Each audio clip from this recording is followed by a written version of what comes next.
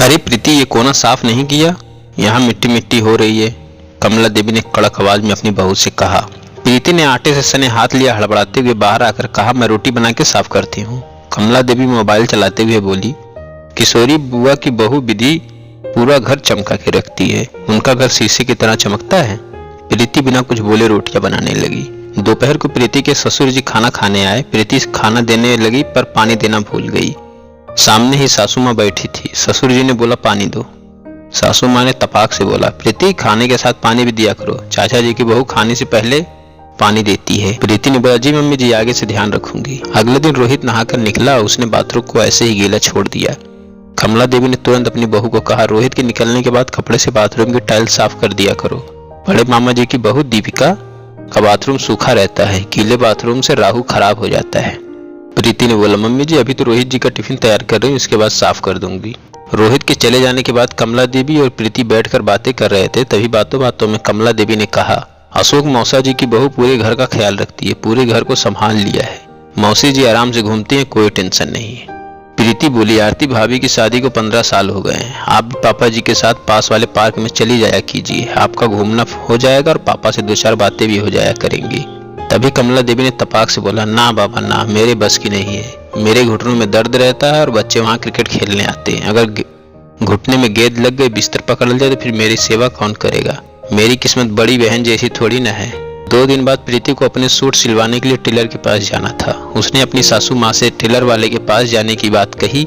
कमला देवी ने तपाक से बोला, अरे सामने वाली बहू तो खुद अपने हाथों से ब्लाउज और सूट सिलती है, अपने हाथ से कितनी भी डिजाइन बना लो और कभी भी बनाकर पहन लो।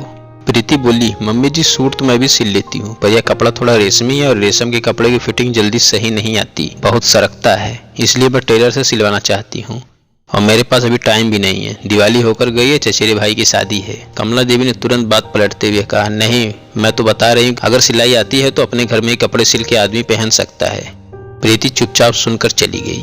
कुछ दिन बाद कमला देवी की सहेली घर आई। दोनों सहेलियां आपस में खूब हंस हंस के बात कह रही थी और अपने बचपन की बातें, जवानी की यादें और बुढ़ापे के किस्से सुना रही थी। तभी प्रीति दोनों के लिए नाश्ता लाई। प्रीति वहीं पर बैठ गई। कमला देवी की सहेली प्रीति ने पूछा, शादी को 1 साल हो गए, घर कैसा लग रहा है?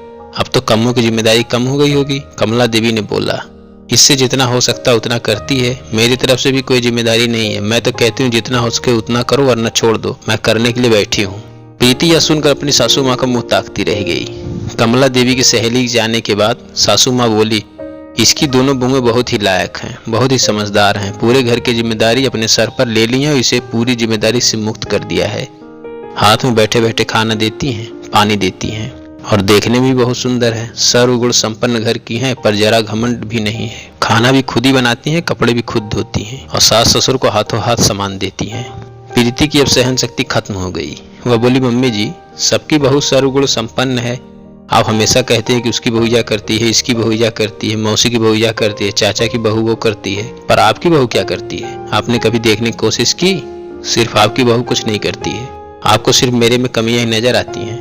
मैं आप अपनी माँ की तरह सेवा करती हूँ, पर आपने कभी मुझे बेटी के रूप में नहीं देखा। मम्मी जी आप मुझे बेटी ना सही, कम से कम मुझे बहू के रूप में तो देखिए, मैं क्या करती हूँ, कितना करती हूँ, यह भी तो देखिए। मम्मी जी दूर के ढोल सुहाने होते हैं, सब में कमियां होती हैं। मैंने आपकी और चाचा जी की फोन पे बात सुनी थी, वह अपनी बहू की कितनी बुराई कर रही थी। इस घर में आए मुझे 1 साल ही तो हुआ है, धीरे धीरे एडजस्ट कर रही हूँ, सीख रही हूँ। कमला देवी अवाक होकर सब सुन रही थी। दोस्तों, मैं यहाँ सास को नीचा और बहू को ऊंचा नहीं दिखा रहा हूँ। हमारे समाज में बहुओं की तुलना हमेशा रिश्तेदारों की बहुओं से की जाती है, जो कि सही नहीं है। हर घर के अलग अलग नियम होते हैं। अपने घर की बहू को घर के रीति रिवाज बताइए, उस पर तुलना और किसी के घर की बहू से न करें, क्योंकि आपकी बहू आपकी ही रहेगी। इस कहानी की लेखिका राधा गुप्ता पटवारी। कहानी पसंद आई हो तो लाइक शेयर सब्सक्राइब करना ना भूलें।